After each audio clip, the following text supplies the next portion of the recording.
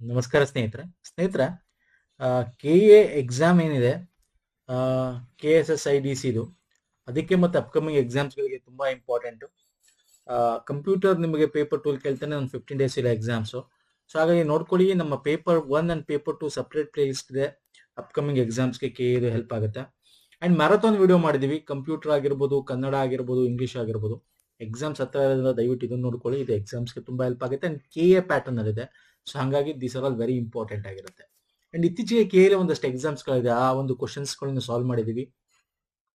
Paper 2 ಏನ್ play list ಇದೆ, ಆ ಪ್ಲೇ ಲಿಸ್ಟ್ ಲಿಂಕ್ ಕೊಟ್ಟಿರ್ತೀನಿ ಸ್ನೇಹಿತರೆ, ಇದೇ ವಿಡಿಯೋದ ಕೆಳಗೆ ಡಿಸ್ಕ್ರಿಪ್ಷನ್ ಬಾಕ್ಸ್ ಅಲ್ಲಿ ಇರುತ್ತೆ. ಹಾಗೆ ನಮ್ಮ ಟೆಲಿಗ್ರಾಮ್, ಇನ್ಸ್ಟಾಗ್ರಾಮ್ ಫಾಲೋ ಮಾಡಿಲ್ಲ ಮಾಡ್ಕೊಳ್ಳಿ. ಸೊ ಬನ್ನಿ, ಹಾಗಾದ್ರೆ ತಡ ಮಾಡಲ್ಲ, ನಾ ಕ್ವಶನ್ಸ್ ನ ತಗೋತೀನಿ. ಚೆನ್ನಾಗಿದೆ, KA ಬಂದಿರ್ತಕ್ಕಂಥದ್ದು ಇದು. ನೋಡೋಣ ಬನ್ನಿ. ಇಲ್ಲಿ ನೋಡಿ, ವೆರಿ ಇಂಪಾರ್ಟೆಂಟ್, AI ಪ್ಲಾಟ್ಫಾರ್ಮ್ ಕೊಟ್ಟಿದ್ದಾನೆ ಕಂಪನಿ, ಅಂದ್ರೆ ಅದು ಯಾವ್ದು ಅಂತ. ಈಗ for example ChatGPT very famous, open AI ಇದು. ಹಾಗೆ ಜೆಮಿನಿ ಬಂದು ಗೂಗಲ್ದು, ಇದೆಯಲ್ಲಿ ಕೊಟ್ಟಿದ್ದಾನೆ. ಕ್ಲಾಡ್ ಕೊಟ್ಟಿದ್ದಾನೆ, ಕೋಪೈಲಟ್ ಕೊಟ್ಟಿದ್ದಾನೆ, ಜೆಮಿನಿ ಇದೆ. ಜೆಮಿನಿ ಬಂದು ಗೂಗಲ್ದು ಅಲ್ಲ ಸರ್. ವ್ಯಾಟ್ಸನ್ ಬಂದು IBMದು, ಕೋಪೈಲಟ್ ಬಂದು ಮೈಕ್ರೋಸಾಫ್ಟ್ದು ಅಲ್ವಾ, ಕರೆಕ್ಟ್ ತಾನೆ. ಸೇಜ್ ಮೇಕರ್ ಬಂದು ಅಮೆಝಾನ್ದು. ಸೊ ಈ ತರ ಮುಖ್ಯವಾದದ್ದು ನಾನು ಕಂಪ್ಲೀಟ್ ಲಿಸ್ಟೇ ಕೊಡ್ತೇನೆ. ಸೊ ಇಲ್ಲಿ ಯಾವುದು correct answer? Option 1 is the right answer. ಈಗ ಜೆಮಿನಿ ಅಂತ ಗೊತ್ತಿರತ್ತೆ, ಗೂಗಲ್ ತುಂಬಾ ಜನ ಯೂಸ್ ಮಾಡ್ತೀರಾ. ಸಿಗೆ 1 ಎಲ್ಲಿದೆ ಸರ್? ಇಲ್ಲಿದೆ ನೋಡಿ, ಸಿಗೆ 1 ಇಲ್ಲೂ ಇದೆ. ಇದೆರಡು ಆಪ್ಷನ್ ಆಗಕ್ಕೆ ಚಾನ್ಸ್ ಇಲ್ಲ. ಬಟ್ ಕೋಪೈಲಟ್ ಗೊತ್ತಿರಬೇಕು, ಅಥವಾ ಸೇಜ್ ಮೇಕರ್ ಗೊತ್ತಿರಬೇಕು, ಅಮೆಝಾನ್ ಗೊತ್ತಿರಬೇಕು. ಅದ್ 2-3 ಗೊತ್ತಿರೋ ಮಾಡ್ಬೋದು. ಅಲ್ಲಿ ಲಿಸ್ಟ್ ಕೊಡ್ತೀನಿ ನೋಡಿ. ಇಲ್ಲಿ ನೋಡಿ, ಆಂಥ್ರೋಪೋನಿಕ್ ಕ್ಲಾಡ್ ಆಗಿರ್ಬೋದು, IBM ನ ವಾಟ್ಸಾನ್ಸ್ ಆಗಿರ್ಬೋದು, AWS ಅಮೆಝಾನ್ ಸೇಜ್ ಮೇಕರ್ ಅಥವಾ ಬೆಡ್ ರಾಕ್ ಅಂತ ಆಗಿರ್ಬೋದು, ಗೂಗಲ್ದು ಜೆಮಿನಿ ಆಗಿರ್ಬೋದು, ಮೈಕ್ರೋಸಾಫ್ಟ್ ಕೋಪೈಲಟ್ ಆಗಿರ್ಬೋದು, ಓಪನ್ AI ChatGPT ಅವ್ರದ್ದಾಗಿರ್ಬೋದು. ಓಕೆ, ಒಂದಷ್ಟು ಇಂಪಾರ್ಟೆಂಟ್ ನ ಕೊಟ್ಟಿದ್ದೀನಿ, ಮೋಸ್ಟ್ ಇಂಪಾರ್ಟೆಂಟ್ ನೋಡ್ಕೊಳ್ಳಿ ಸ್ನೇಹಿತರೆ. ಎಕ್ಸಾಮ್ ಅಲ್ಲಿ ಕೇಳ್ತಾನೆ ಇದನ್ನೆಲ್ಲ. ನೆಕ್ಸ್ಟ್ ಬರ್ತೀನಿ, ನಾರ್ಮಲ್ ವ್ಯೂ. ಇದು ಪವರ್ ಪಾಯಿಂಟ್ಗೆ ಸಂಬಂಧಪಟ್ಟಂತೆ ಹೊಂದಿಸಿ ಬರೀಬೇಕು. Normal view, slide sorter view, outline view, note page view ಯಾವುದು ಅಂತ.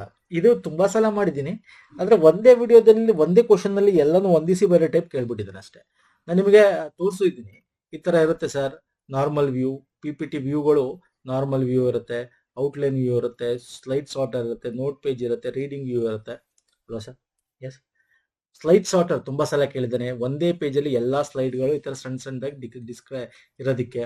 ನಾರ್ಮಲ್ ವ್ಯೂ ಅಂದ್ರೆ ನಾವು PPT ಮಾಡ್ಬೇಕಾದ್ರೆ, ಈಗ ಫಾರ್ ಎಕ್ಸಾಂಪಲ್ ನಾನು ವಿಲ್ ಗೋ ಬ್ಯಾಕ್ ಹೋಗಿ ತೋರಿಸ್ತೀನಿ. This is the normal view, this is the PPT and this is the normal view.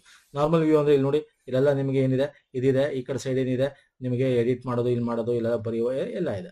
Normal view. Slide sorter view ಆಯ್ತು. ನಿಮಗೆ ಬೇಕು ಅಂದ್ರೆ ನಾನು ಒಂದ್ 2-3 ವ್ಯೂ ತೋರಿಸ್ತೀನಿ ಬೇಕಂದ್ರೆ, ಬಟ್ ನಾಟ್ ನೆಸಸರಿ ಅನ್ಕೋತೀನಿ. ಓಕೆ, ಇಲ್ಲಿ ಹೋದ್ರೆ ನೋಡಿ, ಇದೆಲ್ಲ ಇದೆ.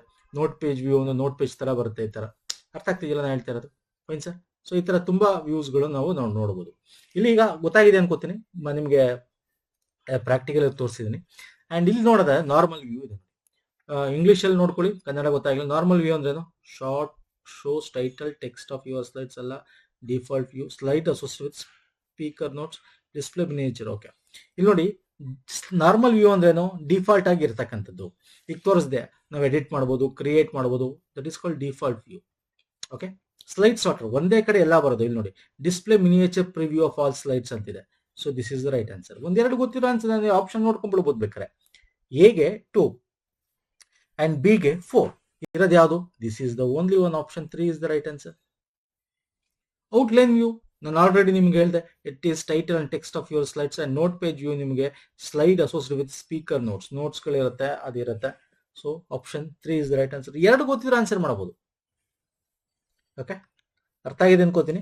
ಎಕ್ಸಾಮ್ ಅಲ್ಲಿ ಕೇಳ್ತಾನೆ ನಿಮ್ಗೆ ಈ ತರದೇ ಕೇಳಬೇಕು ಅಂತಿಲ್ಲ. ಪ್ರೀವಿಯಸ್ ಕೇಳ್ತಾನೆ, ಏನ್ ಕೇಳ್ತಾನೆ ಅಂದ್ರೆ, PPTಲಿ ಯಾವ ಒಂದು ಸ್ಲೈಡ್ಸ್ ಗಳು ವ್ಯೂ ಮಾಡಬಹುದು ಅಂತ. ಆಪ್ಷನ್ ನಿಮಗೆ normal view, outline view, slide sorter, note page, reading, ಬೇರೆ ಬೇರೆ ಇನ್ನೊಂದು 3-4 ಆಪ್ಷನ್ಸ್ ಕೊಡ್ತಾನೆ, ಅಥವಾ ಇನ್ನೊಂದು ಬೇರೆ ಇಲ್ದೇ ಇರೋದು ಆಪ್ಷನ್ಸ್ ಕೊಡ್ತಾನೆ.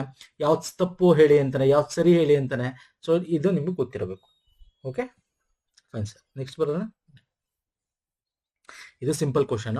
Application software, system software, firmware, utility software ಅಂತ ಕೊಟ್ಟಿದ್ದ, ಹೊಂದಿಸಿ ಬರೀಬೇಕು.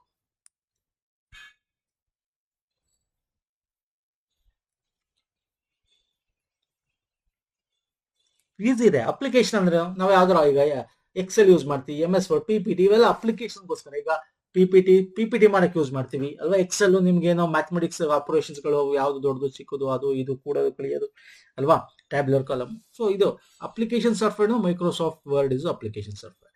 ಸಿಸ್ಟಮ್ ಸಾಫ್ಟ್ವೇರ್ ಅಂದ್ರೆ ಒಂದು ಸಿಸ್ಟಮ್ ವರ್ಕ್ ಆಗಬೇಕು ಅಂದ್ರೆ ನಮಗೆ OS ಇರಬೇಕು. Operating system is system software.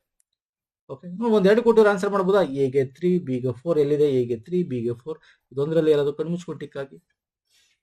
Firmware ಅಂದ್ರೆ BIOS, basic input output operations ಅಂತ ಕರಿತೀವಿ. Utility is the antivirus. Utility ಅಂದ್ರೆ ಏನು? ಬೇರೆ ಕೆಲಸಕ್ಕೆ ಯೂಸ್ ಮಾಡ್ತಾ ಯುಟಿಲಿಟಿ. ಈಗಪ್ಪ ನಮ್ದು ಮನೆಗಳಲ್ಲಿ ಯುಟಿಲಿಟಿ ಅಂತ ಹೊರಗಡೆ ಇರುತ್ತೆ ನೋಡಿ, ಬೇರೆ ಬೇರೆ ಅದರ್ ವರ್ಕ್ಸ್ ಯೂಸ್ ಮಾಡ್ತೀವಿ ಅಂತ. ಹಂಗೆ ಈ ಆಂಟಿವೈರಸ್ ಎಲ್ಲ ಯುಟಿಲಿಟಿ ಸಾಫ್ಟ್ವೇರ್ ಅಂತೀವಿ. ಓಕೆ, ಅಂದ್ರೆ ಏನು ಪರ್ಪಸ್ ಆಫ್ ಏನು ಬೇರೆ ರೀತಿಯಾದ ಒಂದು ವರ್ಮ್ಸ್ಗಳು ಅಟ್ಯಾಕ್ ಆಗದೆ ಇರಲಿ ಅಂತ ಯೂಸ್ ಮಾಡ್ತಕ್ಕಂಥದ್ದು, ಬೇರೆ ಕೆಲಸ ಮಾಡಕ್ಕೆ.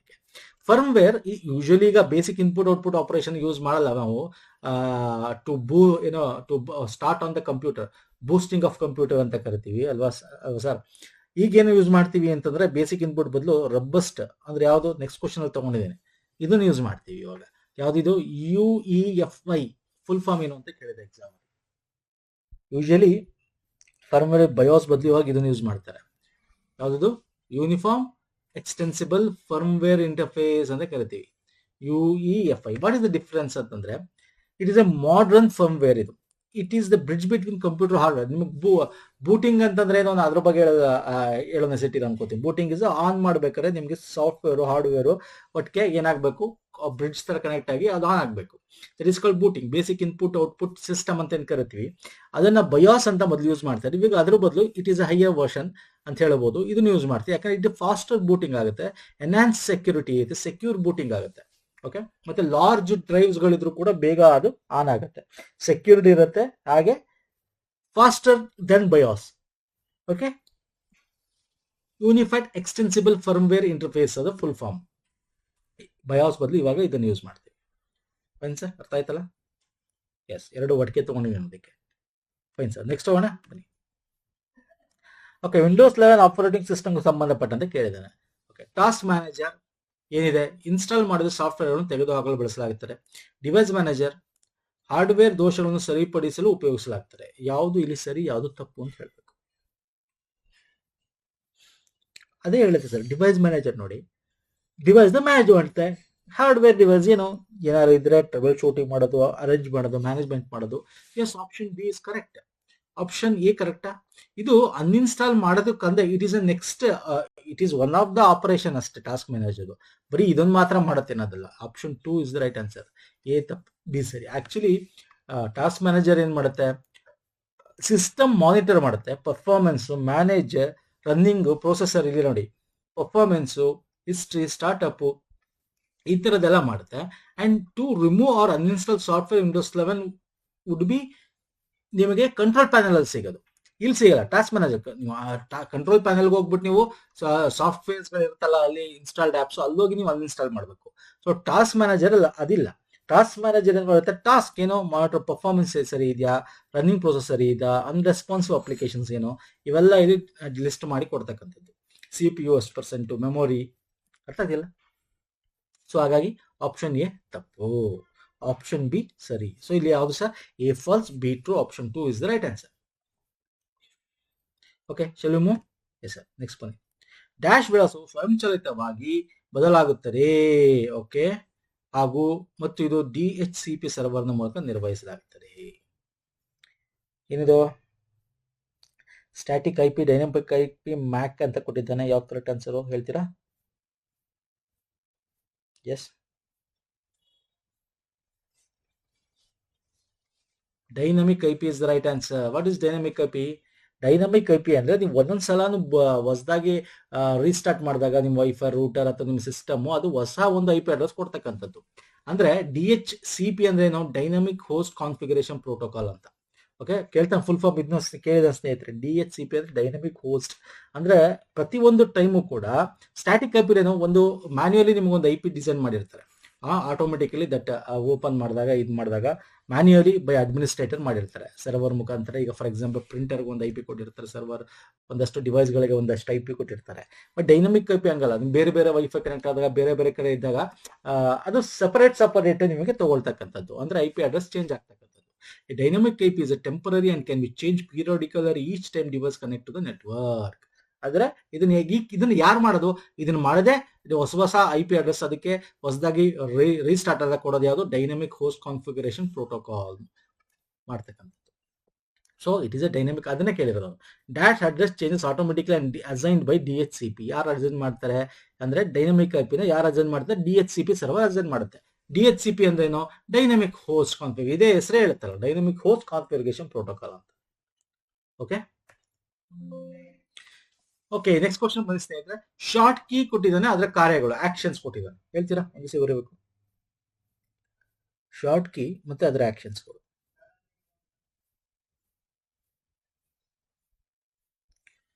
Control plus shift plus L, control E, control shift ಇದು ಓಪನ್ ಬ್ರಾಕೆಟ್ ಹಿಂಗೆ, ಕಂಟ್ರೋಲ್ ಶಿಫ್ಟ್ ಇದು ಕ್ಲೋಸ್ ಬ್ರಾಕೆಟ್. ಹಿಂಗಾರು ಕೊಡ್ಬೋದು, ಹಿಂಗಾರು ಕೊಟ್ಟಿದ್ದಾನೆ ಅಷ್ಟೇ, ಬ್ರಾಕೆಟ್ ಅದು. Okay, greater than smaller size ಅಲ್ಲ, ಅದಕ್ಕೆ ಬ್ರಾಕೆಟ್ ಅನ್ಕೊಳ್ಳಿ.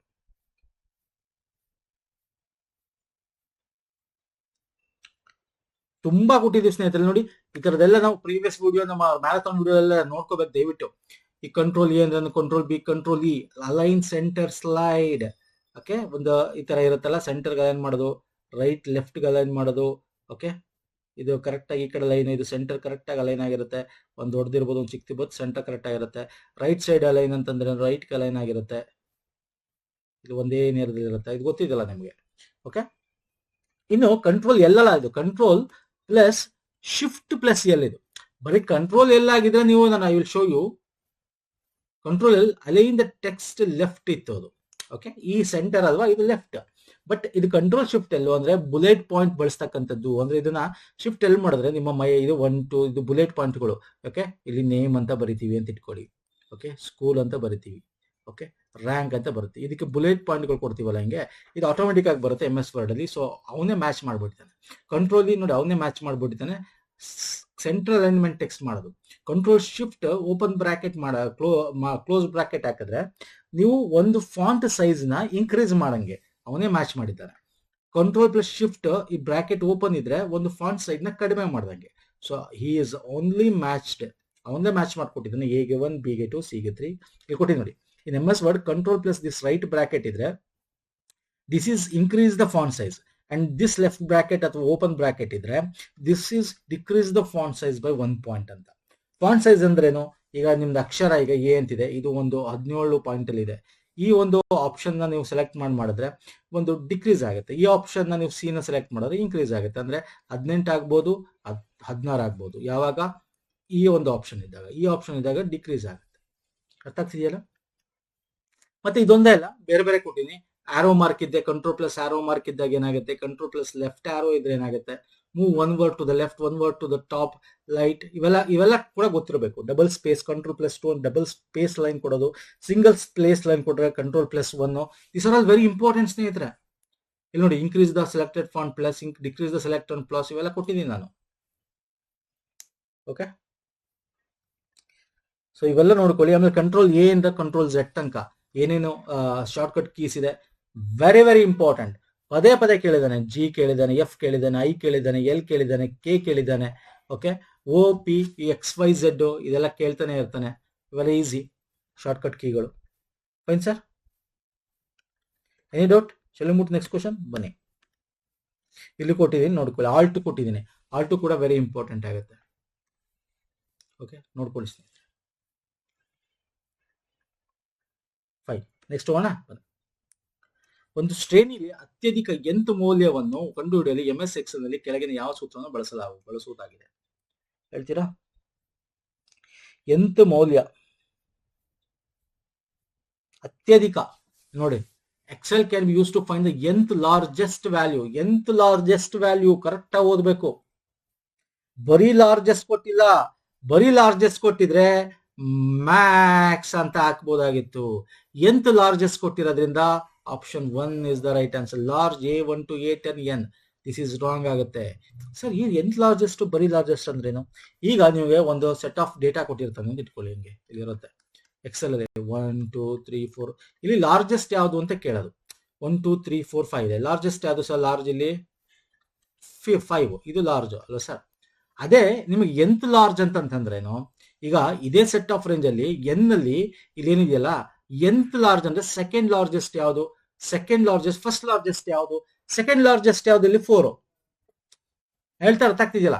So that is call largest value of nth number ಅಂತಂದ್ರೆ ನಿಮಗೆ ಇದು ಸೆಕೆಂಡ್ ಹಾಕಿದ್ರೆ ನಿಮ್ಗೆ ಸೆಕೆಂಡ್ ಲಾರ್ಜೆಸ್ಟ್ ನಂಬರ್ ಕೊಡುತ್ತೆ, ಫಸ್ಟ್ ಹಾಕಿದ್ರೆ ಫಸ್ಟ್ ಲಾರ್ಜೆಸ್ಟ್ ನಂಬರ್, ಥರ್ಡ್ ಹಾಕಿದ್ರೆ ಥರ್ಡ್ ಲಾರ್ಜೆಸ್ಟ್ ನಂಬರ್ ಕೊಡುತ್ತೆ. ಬಟ್ ಮ್ಯಾಕ್ಸಿಮಮ್ ಅಲ್ಲಿ ಹಂಗಲ್ಲ, ಮ್ಯಾಕ್ಸ್ ಅಂದ ತಕ್ಷಣ that is a largest highest number ಕೊಡೋದು. ಅದು ಅರ್ಥ ಆಗ್ತದೆ? That is the main difference. Okay, so rank ಅಂದ್ರೆ ಏನು? ರ್ಯಾಂಕ್ ಅಂದ್ರೆ ಎಷ್ಟನೇ ರ್ಯಾಂಕ್, ಇದರಲ್ಲಿ ಯಾವ ರ್ಯಾಂಕ್ ಅಂತ ಹೇಳೋದು, ಹುಡ್ಕೋದಾಗಿರ್ಬೋದು. ವಿ ಲುಕ್ಅಪ್ ಅಂತಂದ್ರೆ that is different. V lookup ಬಗ್ಗೆ ತುಂಬಾ ಸಲ ಮಾಡಿದ್ವಿ. ವಿ ಲುಕ್ಅಪ್ ಅಂದ್ರೆ ನಿಮ್ಗೆ ಏನ್ ಬೇಕೋ ಅದು ಲುಕ್ಅಪ್ ಮಾಡಿ ಅಂತ ಅರ್ಥ. Okay, we look exact value of N ಏನು, ಎಲ್ಲಿ ಕೊಟ್ಟಿರೋ ಕಾಲಮ್ ಅಲ್ಲಿ, ರೇಂಜ್ ಅಲ್ಲಿ. Okay, usually N range column ಅಂತ ಇರುತ್ತೆ. ಯಾವ ರೇಂಜ್ ಯಾವುದು ಇದರಲ್ಲಿ ನಾವು ಏನು ಲುಕ್ ಮಾಡಬೇಕು, ಮತ್ತೆ ಅದೇ ರೋ ಅಲ್ಲಿ ನಮಗೆ ಪ್ರಿಂಟ್ ಮಾಡೋದು ತುಂಬಾ ಡೀಟೇಲ್ ಇದೆ. ನಾನು ಇದು ಡಿಸ್ಕಸ್ ಮಾಡಕ್ ಹೋಗಲ್ಲ. ಕ್ವಶನ್ಸ್ ತಗೊಂಡಾಗ ನಮಗೆ ಡೀಟೇಲ್ ಆಗಿ ಹೇಳ್ತೇನೆ ಸ್ನೇಹಿತರೆ. ನೆಕ್ಸ್ಟ್ ಬರ್ತೇನೆ. ಡ್ಯಾಶ್ ಕಾರ್ಯವು ಬಹುವಿಧ ಮಾನದಂಡಗಳನ್ನು ಪೂರೈಸುವ ಶ್ರೇಣಿಯಲ್ಲಿ ಅತ್ಯಂತ ಸಣ್ಣ ಮೌಲ್ಯಕ್ಕೆ ಹಿಂತಿರುಗುತ್ತದೆ. ಆದರೆ MS Excel ನಲ್ಲಿ ಬಹುವಿಧ ಮಾನದಂಡಗಳನ್ನು ಪೂರೈಸುವ ಶ್ರೇಣಿಯಲ್ಲಿ ಅತ್ಯಧಿಕ ಮೌಲ್ಯಕ್ಕೆ ಡ್ಯಾಶ್ ಕಾರ್ಯವು ಹಿಂತಿರುಗುತ್ತದೆ. ಗೊತ್ತಾಗಲ್ಲ? ಇಂಗ್ಲಿಷ್ ಓದ್ಕೊಂಡು ಹೇಳ್ತೀನಿ ನಾನು ನಿಮಗೆ.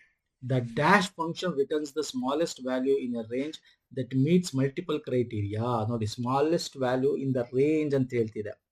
ಇನ್ ದ ರೇಂಜ್ ಮಲ್ಟಿಪಲ್ ಕ್ರೈಟೀರಿಯಾ ಅಂತ ಕೂಡ ಹೇಳ್ತಾ ಇದೆ. whereas dash function returns a largest value in the range that meets multiple criteria ಅಂತ ಒಂದು ಆಪ್ಷನ್ಸ್ ಕೊಟ್ಬಿಟ್ಟ. ಇಲ್ಲಿ ನಿಮಗೆ ಬರೀ ಸ್ಮಾಲ್ ಅಂಡ್ ಲಾರ್ಜ್ ಅಂದ್ರೆ ಮಿನಿಮಮ್ ಮ್ಯಾಕ್ಸಿಮಮ್ ಅಂತ ಇದೆಯಲ್ಲ, ಇದಕ್ಕೆ ಟಿಕ್ ಹಾಕ್ಬೋದಾಗಿತ್ತು. ನಾನು ಅದನ್ನ ಹೇಳ್ತಿರೋದು, these are keywords that meets multiple criteria. Largest smallest ಅಲ್ಲಿ ಮಲ್ಟಿಪಲ್ ಕ್ರೈಟೀರಿಯಾ, ವಿವಿಧ ಕೊಟ್ಟಿರ್ತಾನೆ. ಬರೀ ಜಸ್ಟ್ ಸ್ಮಾಲ್ ಅಂಡ್ ಲಾರ್ಜ್ ಅಂದಾಗ ಮಿನಿಮಮ್ ಮ್ಯಾಕ್ಸಿಮಮ್ ಹಾಕ್ಬೋದು. This option is wrong. The right answer min if max ifs is the right answer, option 3. Okay, minimum ifs ಅಂದ್ರೆ min ಇಫ್ಸ್ ಅಂತಂದ್ರೆ ಏನು, Max if ಅಂದ್ರೆ ಈಗ ಒಂದು ಎಕ್ಸಾಂಪಲ್ ಕೊಟ್ಟು ಹೇಳೋದಾದ್ರೆ, ಈಗ ನೋಡಿ ಇಲ್ಲಿ ನಾನು ಈಗ ಮಿನಿಮಮ್ ಇಲ್ಲಿ ಬರ್ತೀನಿ ನೋಡಿ, ಮಿನಿಮಮ್ ರೇಂಜ್ ಕ್ರೈಟೀರಿಯಾ ಅಂತಿತ್ತು ಅಲ್ವಾ ಸರ್? ಇಲ್ಲಿ ಅದನ್ನೇ ತಾನೇ ಕೊಟ್ಟಿರೋದು. ಮಲ್ಟಿಪಲ್ ಕ್ರೈಟೀರಿಯಾ ಏನ್? ಮಲ್ಟಿಪಲ್ ಕ್ರೈಟೀರಿಯಾ ಅಂದ್ರೆ ಈಗ ಒಂದು ರೇಂಜ್, ಇಲ್ಲಿ ಮಿನಿಮಮ್ ರೇಂಜ್ ಕ್ರೈಟೀರಿಯಾ ರೇಂಜ್ ಏನೋ, ಈಗ ನಾನು ಇಲ್ಲಿ ಫೀಮೇಲ್ ಅಂತ ಕೊಟ್ಟಿದ್ದೀನಿ ಸರ್. ಇಲ್ಲಿ ಜೆಂಡರ್ ಅಲ್ಲಿ ನೋಡೋದಾದ್ರೆ ಮಲ್ಟಿಪಲ್ ಕ್ರೈಟೀರಿಯಾ ಅಂದ್ರೆ ಇಲ್ಲಿ ಮೇಲ್ ಇದೆ, ಫೀಮೇಲ್ ಇದೆ. ಒಂದೇ ಇಲ್ಲ, ಇಲ್ಲಿ ಬರೀ ಫೀಮೇಲ್ ಇಲ್ಲ, ಬರೀ ಮೇಲ್ ಇಲ್ಲ, ಅಥವಾ ಬರೀ ಏನೋ ಪೀಪಲ್ ಅಂತಿಲ್ಲ ಅಲ್ಲಿ ಅಲ್ವಾ? ಮೇಲ್ ಫೀಮೇಲ್ ಅಲ್ಲಿ, ಅದ್ರಲ್ಲಿ ನಾನು ಈಗ ಫೀಮೇಲ್ ಅಲ್ಲಿ ಹುಡುಕ್ಬೇಕಾಗಿರೋದು ಹೈಯೆಸ್ಟ್ ಯಾವುದು, ಲೋಯೆಸ್ಟ್ ಯಾವುದು ಅಂತ. ಹಿಂಗೆ ನೆಕ್ಸ್ಟ್ ಮೇಲ್ ಅಲ್ಲಿ ಅವಾಗ ನಾವು ಮಿನ್ ಇಫ್ ಎಸ್ ಅಂತ ಕರಿತೀವಿ. ಅರ್ಥ ಆಗ್ತಿದೆಯಲ್ಲ ನಾನು ಹೇಳ್ತಿರೋದು?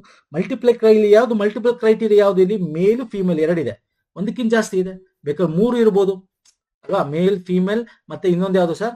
ಟ್ರಾನ್ಸ್ಜೆಂಡರ್, ಟಿ ಅಂತ ಹಾಕ್ಬಿಡ್ಬೋದು, ಬೇಕಾದ್ರೆ 3 ತರ ಹಾಕ್ಬಿಡ್ಬೋದು. That is multiple criteria. ಅದ್ರಲ್ಲಿ ಹುಡುಕ್ಬೇಕು, ಅದ್ರಲ್ಲಿ ಮೇಲ್ ಹುಡುಕ್ಬೇಕು ಯಾವ್ದು ಜಾಸ್ತಿ ಯಾವ್ದು ಕಮ್ಮಿ, ಫೀಮೇಲ್ ಹುಡುಕ್ಬೇಕು ಯಾವ್ದು ಜಾಸ್ತಿ ಯಾವ್ದು ಕಮ್ಮಿ ಅಲ್ವಾ ಸರ್?